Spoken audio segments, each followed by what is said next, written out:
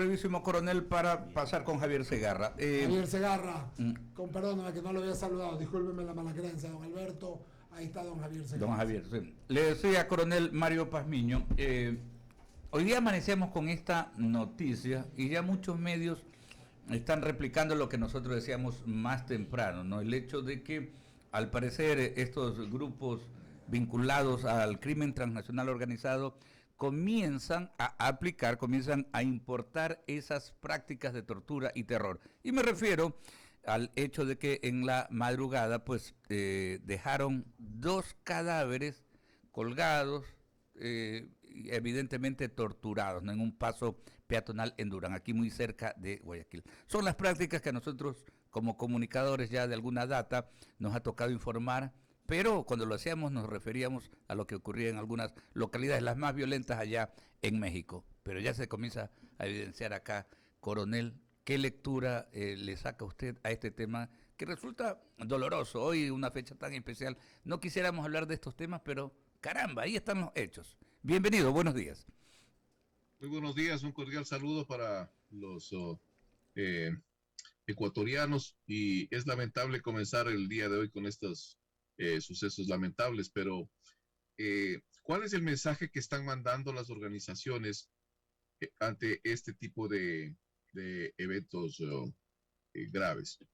Pues lo que están diciendo básicamente es que ese es un territorio que está siendo controlado ya no por una megabanda, está siendo controlado por un cartel.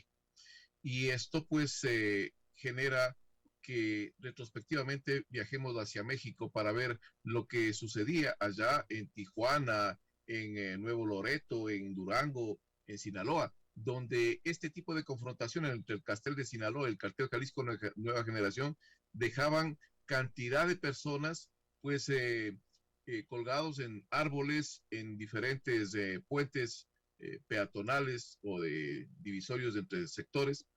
Pero también el día de hoy se dio un hecho que me parece interesante, en el sentido de que hubo una decapitación similar a lo que pasaba en las cárceles. Esto quiere decir, distinguidos amigos, que posiblemente estamos viendo lo que sucede en el sector de el departamento de Nariño, en Tumaco. ¿Qué sucede allá? Allá hay las famosas casas de pique. Es lamentable decirlo, pero parece que estamos comenzando también con esta nueva práctica en territorio ecuatoriano. Y esto sería mucho más grave todavía, porque son niveles de violencia mucho más acentuados en un espacio territorial que conmocionan tremendamente a toda la colectividad. Emociona, preocupa. Permítame, coronel Mario Pazmiño, Javier Segarra tiene otras inquietudes para usted. Gracias, Alberto, coronel. ¿Cómo le va? Buenos días. ¿Cómo está, Javier? Sí, ¿Cómo ha pasado usted? bien, gracias, coronel. Bienvenido nuevamente. A mí me preocupa porque al parecer la gente, los ecuatorianos, podríamos pensar que hemos perdido terreno hace mucho tiempo atrás y las consecuencias las estamos pagando ahora con toda esta situación.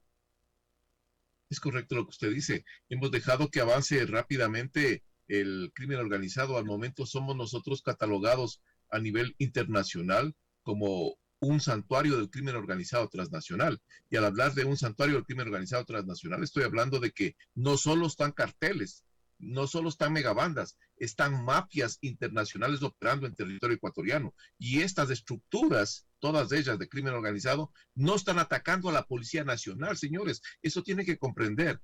Están atacando al Estado como tal. Por lo tanto, las acciones no tienen que ser institucionales, tienen que ser estatales y en otro nivel. Ese es el enfoque que tiene que tomar el presidente de la República para corregir estos sucesos que son lamentables. Porque hay hechos en los que uno dice, a ver, semanas atrás vimos un grupo de ciudadanos que con armamento disparaban al aire en el suburbio de Guayaquil y no pasó nada. Hoy vemos 2 personas colgadas en un paso peatonal en Durán y yo pregunto, ¿que nadie sabe que existe eso? ¿O es que nos hacemos los tontos? ¿O qué? Pues, o tenemos temor de ingresar a zonas en las que prácticamente tienen el dominio estas bandas. Ese es un problema del efecto psicológico que causan este tipo de acciones, y lamentablemente las autoridades no toman los correctivos del caso. Les pongo un tema. ¿cómo va a ser posible que nos enteremos de unas personas colgadas en un puente? Porque un transeúnte pasa por ahí y se asusta y ve eso. ¿Dónde está el EQ911, señores? ¿Dónde está el EQ911? El dinero que ponemos todos para que se vigile con cámaras todo el sistema de una ciudad. ¿Dónde está la Policía Nacional que no reaccionó inmediatamente ante esta situación? Porque eso tenían que haberlo comunicado y la Policía Nacional ha actuado inmediatamente. Por eso es que yo vuelvo y repito, y lo hice en este programa anteriormente, el sistema de los famosos circuitos y subcircuitos ya fue obsoleto. Hay que cambiar de metodología. Hay que hacer una presencia disuasiva permanente las 24 horas del día. Entonces, esa cosa es diferente. Es otro tipo de estrategia completamente innovadora que tiene la finalidad de tener un control mucho más posicionado en los diferentes escenarios locales.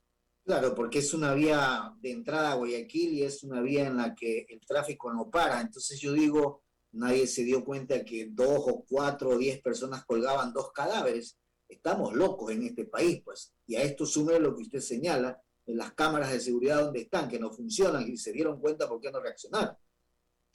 Ese es el punto. Pero fíjese que está colocado este tipo de incidente, estas 2 personas que están siendo colgadas de ese puente, están colocadas estratégicamente, porque es un punto de entrada hacia Durán y es un punto de que conecta directamente el canal que va a salir, o la ría, como ustedes quieran llamarle, que va hacia dónde, hacia el puerto de Guayaquil, el principal corredor de abastecimiento de droga para el puerto de Guayaquil es ese. Entonces ahí están los diferentes carteles y megabandas controlando esa zona. Lo que se están diciendo a la colectividad, señores, aquí entramos para controlar esto. Cualquiera que venga acá, pues va a tener las mismas consecuencias si es que no se ajusta a las reglas que estamos poniendo. Ese es en definitiva el mensaje. Es increíble, coronel. Gracias de mi parte. Ramiro Cepeda continúa con la entrevista. Gracias. Lucía, siga usted estaba preparada. Gracias, Ramiro. Coronel, ¿cómo le va? Bueno, sin duda el tema de la delincuencia es una problemática que no nos deja en paz a los ecuatorianos, y una de las problemáticas que también por ello se origina es el tema del alquiler de armas, que es una de las alternativas de los delincuentes que recién empiezan en esto, ¿no? Porque si podemos hacer números, una pistola, dependiendo de su marca, podría costar hasta $5,000, pero alquilarla, en cambio, puede costar $300. Y esto ya se ha convertido en ingresos económicos para estas organizaciones delictivas que hacen de esto un negocio, el armamento justamente para cometer delitos. Cuéntenos un poquito acerca de esto de aquí. Bueno, yo había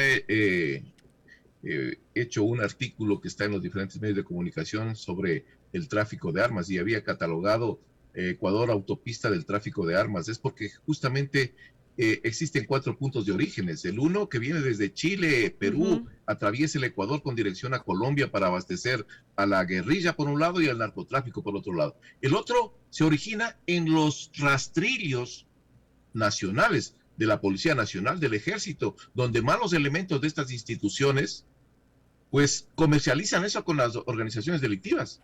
El tercero punto de origen es a través de las narcoavionetas que vienen a sacar droga, pero traen armas y traen también dinero para pagar a las megabandas que protegen y resguardan los corredores de abastecimiento y movilidad. Y el cuarto elemento es a través de los courier, o sea, a través de encomiendas que vienen desde el exterior y vienen desarmadas y pasan por los correos para seguir abasteciendo. El mercado negro tiene 2 acciones. La una, pues indudablemente es el tráfico que va hacia el exterior del país, y la otra que se queda en un mercado negro interno que, como usted bien lo decía, pues existen, de acuerdo a la oferta y la demanda, las personas o las organizaciones compran este armamento, que puede llegar a costar hasta $30,000 dependiendo del tipo de arma y dependiendo del tipo de accesorios que tenga. Pero también estas armas pueden ser alquiladas para cometer actos delictivos. Y estas armas, una vez que se comete el acto delictivo, pues inmediatamente regresan nuevamente a ese propietario, el mismo que los oculta temporalmente. Es por eso que la Policía Nacional, en diferentes investigaciones que hace, relaciona a veces armas que están en diferentes hechos delictivos y en diferentes partes del territorio nacional. Esto quiere decir que las armas no se comercializan, se alquilan en diferentes ciudades con el propósito de cumplir estas actividades delictivas. Entonces, ese es el enfoque que se tiene. Es verdad lo que usted dice, y yo había manifestado ahí en el artículo que este tipo de alquiler va desde $300, puede llegar hasta $400, $500, dependiendo del tipo de armamento y dependiendo también de la demanda. Y no solo eso, coronel, porque por ejemplo el delincuente que va a alquilar esta arma, ¿qué pasa? Comete su acto delictivo, hay asesinatos y devuelve el arma, se esconde por unos días y ya está. Cosa que cuando van a hacer requisas o operativos no se sabe mismo quién es el que cometió este tipo de delito. Es correcto, a eso me refería yo. O sea, las armas regresan nuevamente a la persona que les alquiló. Él se encarga de sacarlas de circulación una temporada, un mes, 2 meses, y mientras todo se tranquiliza y se calma. Es por eso que la mayoría de armamento que se utiliza en este tipo de actividades de sicariato o muertes violentas por sangre, no se las encuentran. Son muy pocas las que logran capturarlas, el resto no. Sigue con más preguntas Ramiro Cepeda. Mario, ¿cómo le va? Qué gusto en saludarlo. Hola, Ramiro, ¿cómo ha pasado? Bien, yo conversaba días pasados con alguna gente de la Policía Nacional de alto rango y era una discusión en una mesa y habíamos algunas personas, unos militares, otros policías, otros civiles, y decíamos, bueno, ¿cómo enfrentar este tema? Y se esgrimían algunas ideas y una de ellas era hacer un verdadero trabajo de inteligencia que no se lo ve todavía, que es echar para atrás las cadenas de distribución. Me explico. Si se dimensiona y se ubica una caleta donde está la droga, no incautarla en ese momento, sino ver cuál es el proceso de quién la trae e ir hacia atrás hasta llegar a los mismos orígenes, por lo menos en el Ecuador, de ser posible, y en otras partes del mundo, si así lo amerita la cooperación internacional, y llegar al origen de donde se suscita el problema. Porque una incautación per se en que hay 10 oficiales que dicen que hay 2 toneladas, ya está bien, pero los que cogen presos son los custodios que les pagan una miseria y que no tienen nada que ver con el negocio del narcotráfico en sus reales dimensiones. ¿A usted qué le parece esta idea? Me parece bien, pero yo me iría un poco más allá. ¿Y a dónde iría yo? Al momento, si sabemos que esta droga ingresa por los diferentes pasos ilegales en la frontera norte, señores, hay que reactivar la Fuerza de Tarea Conjunta Esmeraldas. Les vamos diciendo ya como muchas cerca veces. de 2 años. Esto es Muchas veces. Señores. Esto es trascendental para el país. La otra cosa que es importante, hay que crear una Fuerza de Tarea Conjunta del litoral ecuatoriano ubicado en Manabí. Les dije que esa Fuerza de Tarea podría estar en el sector del Laromo. ¿Por qué, señores? Con 2 misiones fundamentales. La primera era el combatir directamente el crimen organizado, que no lo estamos haciendo, señores. Aquí estamos atacando, ¿qué? Al grupo de 2 sicarios, al grupo que le robó el reloj, el celular. Esas cosas no. Esas cosas son delincuencia común. Estamos ante un monstruo más grande. Aquí hay mafias internacionales, Andrangheta, la mafia albanesa, la mafia brava, la triada china. Estoy hablando de protomafias como el primer comando de la capital, Comando Bermelo, alianza con el comando de la familia del norte, carteles como el cartel de Sinaloa, cartel Jalisco Nueva Generación y un pocotón de megabandas. Entonces, no es que están atacándole, señores, a la persona, al transeúnte, le están atacando al Estado como tal. Por lo tanto, el Estado tiene que tomar otro tipo de acciones que sean mucho más estructurales, políticas y estratégicas. Hacia allá tiene que ir. Fíjense ustedes, si sabemos nosotros que por el puerto de Guayaquil, señores, donde están ustedes, sale el 52% de lo que ingresa de la droga desde Colombia, que son cerca de 200 a 300 toneladas, solo por el puerto de Guayaquil, de las 700 que ingresan.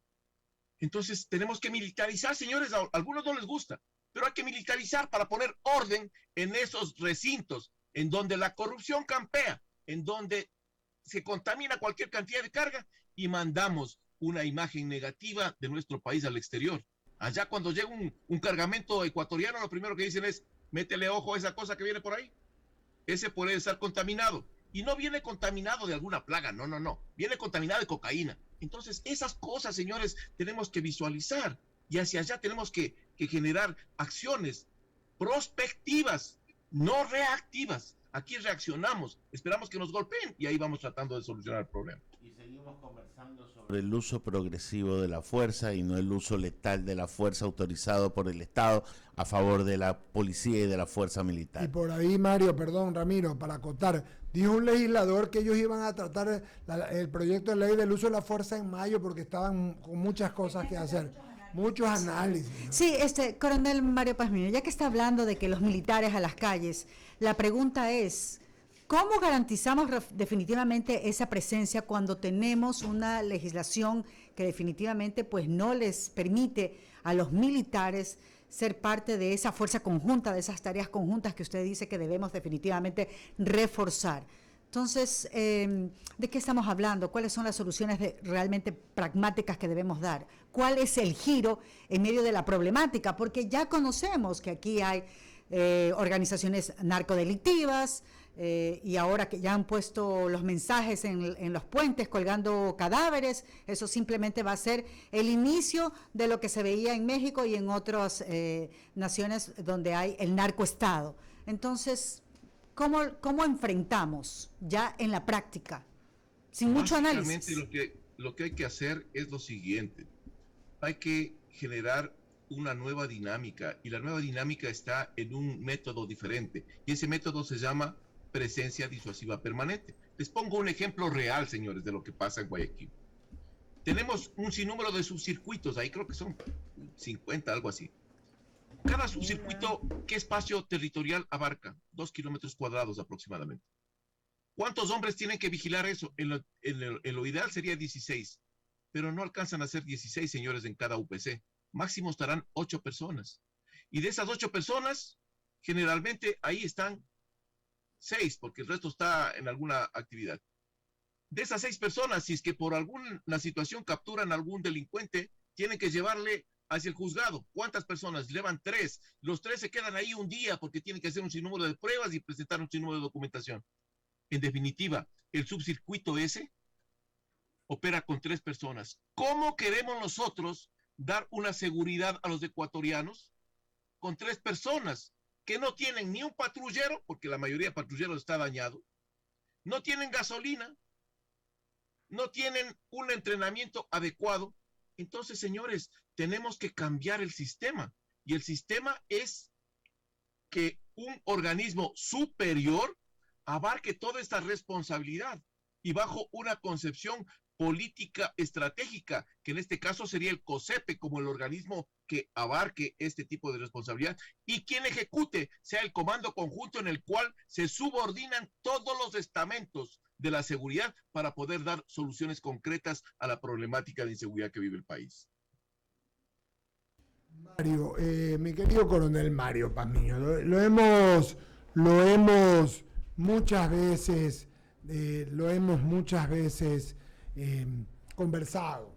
Mientras usted habla, me parece, perdóneme, que yo tengo un aprecio enorme porque es mi hermano y mi amigo del alma, el general Luis Hernández, porque de verdad que es un hombre decente y de bien, y es un patriota. Varias veces le he comentado con él de esto. Sé que no tiene mucho tiempo y que el tiempo en ese puesto es grave. Pero usted viene diciendo esto constantemente. Esta semana terminé de leer un libro que es una conversación, diálogos entre Ingrid Betancourt y Juan Manuel Santos y un periodista, Juan Carlos, se me va el nombre, un libro de 600 páginas. Y Juan Manuel Santos da claras cosas, porque es increíble ver la historia colombiana y todo cómo comienza y cómo va dándose. Y él habla de algo que usted ha comentado, pero lo ha dicho aquí varias veces, lo dijo a los 100 días del presidente Lazo, lo había dicho con anterioridad y lo vuelve a repetir. Es necesario una secretaría, como lo quieren llamar, un grupo, ellos lo llamaban, me parece, JCT, algo así era, donde se unía toda la inteligencia y se coordinaba toda la fuerza. Y mire usted, que incluso Santos dice, sí, yo hice la paz, pero cuando los tenía arrodillados, pues. O sea, logró parar muchas cosas, logró la operación Jaque, alguna otra operación más, pero hay esta institución, porque el problema es que yo veo, como bien dice usted, que hay una especie de lucha de todas partes. Ayer veíamos todos a la ministra de Gobierno y al ministro de Defensa con la minería ilegal. Ahí también hay, pues, por supuesto que todos sabemos, pero está en muchos estamentos. Entonces, mi pregunta es, Mario, ¿qué pasa que no podemos concretar esta secretaría? No sé cómo llamarla, esta fuerza. Y a usted nos dijo secretaría. También, sí, y en los 100 días, Alberto, no me dejes mentir, Ramiro, Verónica está siempre en el periodismo. Habló usted de hacer una fuerza de tarea también para ir al norte, a Colombia, para tapar la entrada. Lo dijo también. Y ahora está dando otra solución fresca y nueva, que no se había dicho, yo no la había escuchado, que es de militarizar solamente la zona del puerto. Es decir, son ideas concretas, pero mucha gente dice nada más que salen los opinólogos, pero esto no es opinólogo, está dando ideas concretas, pues Mario Pazmiño, no es que está diciendo, mira, que si yo fuera, usted no está pidiendo un puesto de trabajo, está diciendo, esto debemos hacer, no es que va a desaparecer, pero podemos combatir y podemos mejorar, ¿verdad? Estas recomendaciones se las plantearon al gobierno central. Yo las planteé desde mucho tiempo atrás, he mandado documentos allá, he mandado documentos a las diferentes instituciones estatales con el propósito de que analicen la conveniencia de adoptar este tipo de medidas, porque esto, señores, es vital. Al momento lo que estamos haciendo es solo, estamos raspando ¿qué, señores? Raspando un pequeño apéndice que se llama delincuencia común. Y ese no es el objetivo. Necesitamos atacar la estructura macro, y la estructura macro se llama crimen organizado transnacional. Eso es lo importante, y hacia allá tenemos que hacerlo. El presidente Guillermo Lasso tiene una excelente idea y no la explota. Yo no sé por qué. ¿Cuál es la idea que él decía? Señores, quiero armar un plan Ecuador con diferentes cooperaciones internacionales que me permitan abordar y atacar esta situación del crimen organizado. Me parece formidable. No solo hay que pensar en la militarización como tal, hay que pensar también en el otro elemento que juega un papel trascendental en esto de potencializar las amenazas. Hay dos potencializadores que vive la sociedad ecuatoriana. La una, la pobreza, y la otra, la inequidad. Son dos factores que están ahí, señores. Y eso atraviesa transversalmente el escenario nacional desde mucho tiempo atrás. Entonces, necesitamos también no solo militarizar, sino también los recursos generar. ¿En qué, señores? Reducir la pobreza. Claro que sí. Mejor distribución de la riqueza. Eso hay que hacerle. Generar fuentes de trabajo, generar salud, esas cosas, generar mejor educación. Esas cosas, señores, van a reducir los niveles de inseguridad que tiene el país. Pero eso es a largo plazo. Lo que hay que hacer inmediatamente son las recomendaciones puntuales sobre estas fuerzas de tarea y esta militarización en los centros carcelarios. Hay que cambiar el sistema de inteligencia, indudablemente. Fíjense, hay que hacer unas leyes que vayan mucho más allá. La ley de interdicción, que hasta ahora seguimos esperando que la Asamblea, que está jugando al TikTok ahí, se den cuenta de que esa ley es prioritaria para ejercer una verdadera soberanía del espacio aéreo territorial. Me refiero a la ley de derribo. Entonces, hay un sinnúmero de cosas que hay que hacerlas, pero hay que ponerlos adelante, o sea, ponernos al país al hombro y sacar adelante las cosas. Si no, estamos fregados. Claro, ahí usted ha topado una parte bastante neurálgica, ¿no? Que la veníamos planteando hace mucho tiempo, el tema de la pobreza, el tema definitivamente de la inequidad. Pero la verdad es que a mí me queda bastantes dudas en el tema de cómo enfrentar a estas organizaciones narcodelictivas que se van mucho más allá de la pobreza, de la inequidad. Recordemos que hay personas y personas que se dejan enganchar definitivamente con estas ofertas rápidas de hacer dinero. Este mensaje de haber colgado a esas dos personas, que luego más adelante tendremos más información, ya es una señal de que definitivamente están marcando territorio, ¿o cómo usted lo ve? El territorio está marcado desde mucho tiempo atrás. Lo que están diciendo es un mensaje claramente a dos actores. El uno, las megabandas que operan allá y les dicen, señores, este es un territorio que me pertenece y esta lo voy a defender a sangre y fuego. Y el que entre acá va a tener las mismas consecuencias. Ese es un mensaje para las organizaciones delictivas.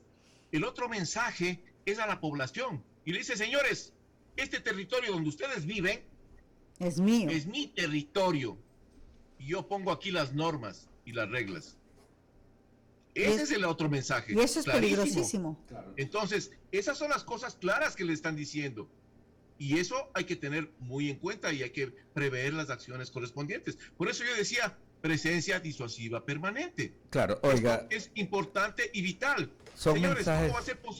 ¿cómo va a ser posible que el ECU 911 no tenga nada que ver aquí en este asunto, señores? Tiene que necesariamente responder a los ecuatorianos. Claro, son mensajes implícitos que quedan, ¿no? Y tal vez, mencionaba Eduardo, lo de este fin de semana, de la minería, porque lo que pasa es que Claro. la gente No lo ve, no lo claro, enfoca, no lo ¿no? enfoca. Pero el tema de la minería ilegal está conectada. Solamente, a ver, son más de 100 retroexcavadoras. Señores, 100 retroexcavadoras. señores, ¿Cuánto? revisen el costo de cada retro. Cada retro. ¿Cuánto Son vale? sobre los $80,000. ¿Qué cosa? Por Entonces, Dios. ahí solamente en maquinaria había alrededor, porque son más de 100, son como 120, había más de $9 millones.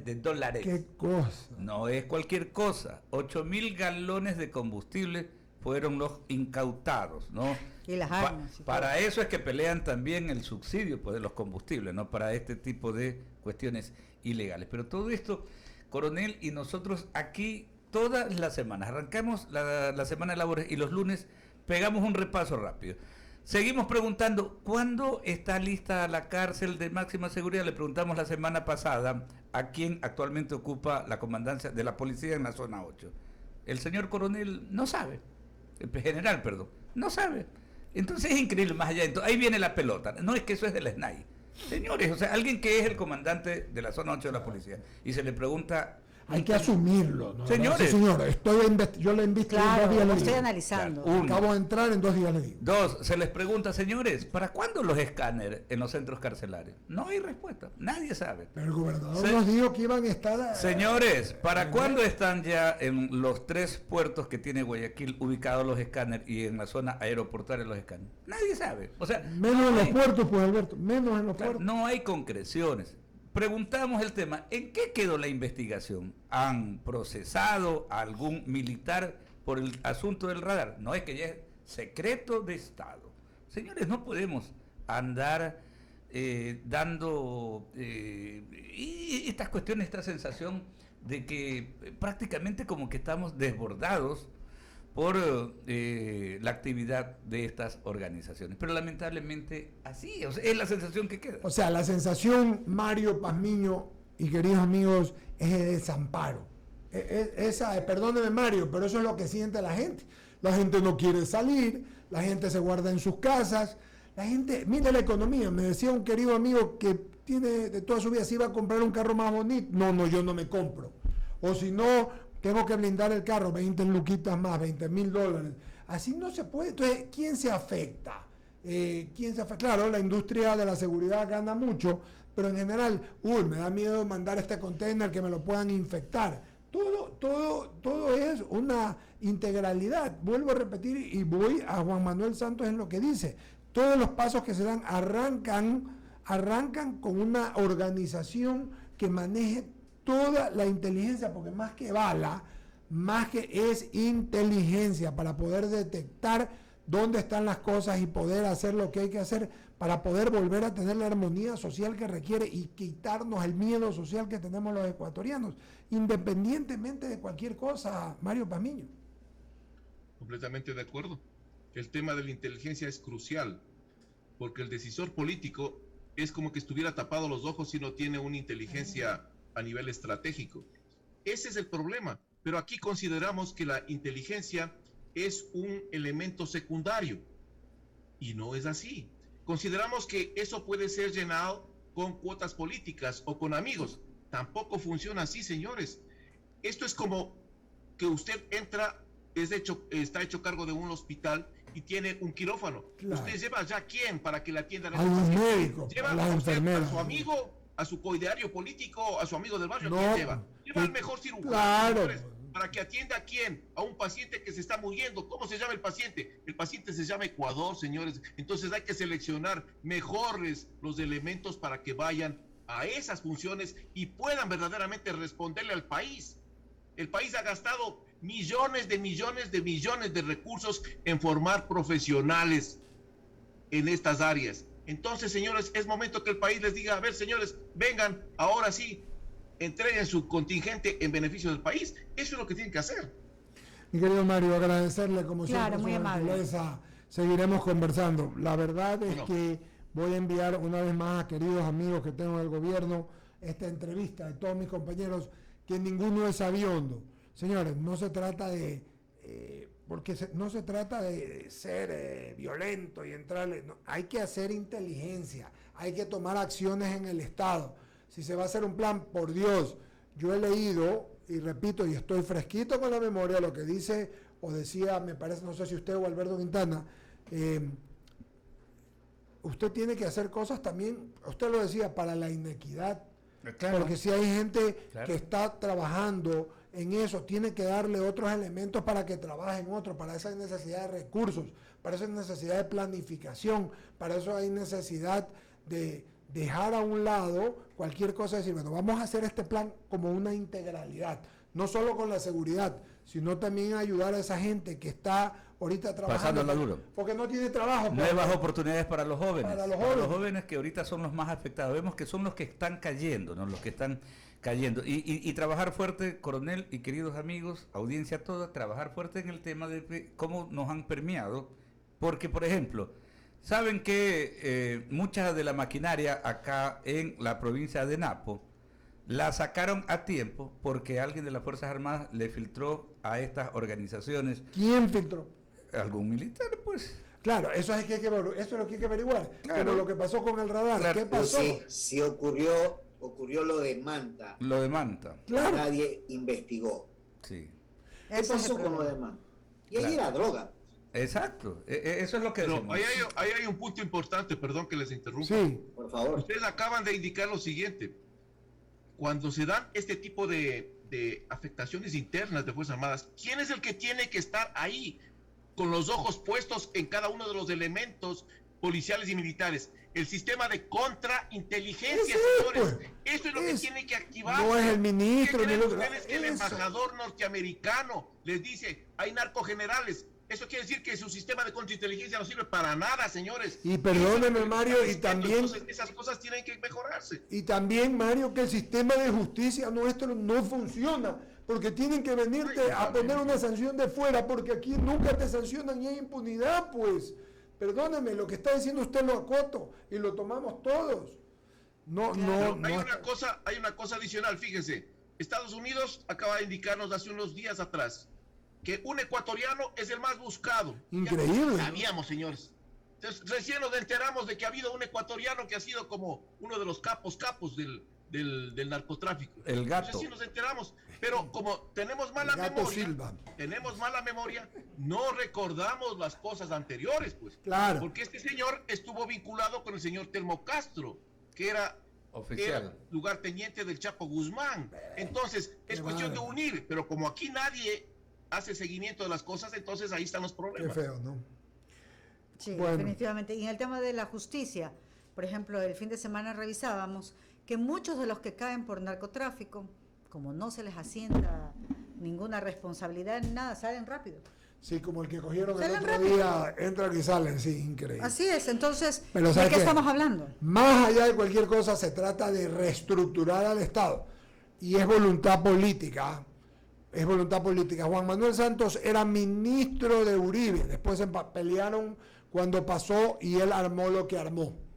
Este JCT, me parece que es este departamento que se juntaba con la inteligencia y que hizo Es un comando conjunto integrado. un comando. Es un sistema de un conjunto. comando conjunto integrado en donde este organismo es el que responde por la planificación de seguridad integral Eso, del Estado. eso. Ahí entra la policía, entra la fuerza terrestre, fuerza naval, fuerza aérea, otros organismos de inteligencia, el sistema de inteligencia nacional. Todos responden a un interés no institucional, señores, Eso. como estamos viendo al momento, un interés nacional. que es lo que tiene que primar. Además se dotó, Alberto, Javier, Verónica, Mario, amigos, se dotaba a las Fuerzas Armadas y a la policía de cursos permanentes en derechos humanos, en tecnificación, que quiere decir en entrenamiento, para que ellos estén listos para cualquier contingencia sin tener que ponerse nerviosos, para poder disparar, para poder actuar, para estar tranquilos. O sea, se invirtió en la materia prima, que lo que dice usted es lógico. Si mañana usted tiene una enfermedad y tiene médicos, tiene que tener médicos preparados en esas áreas para que vayan a combatir cualquier enfermedad. Hay una cosa ahí importante, perdón, y antes de despedirme porque estoy con una entrevista a las 10. Una cosa importantísima aquí, y es lo siguiente.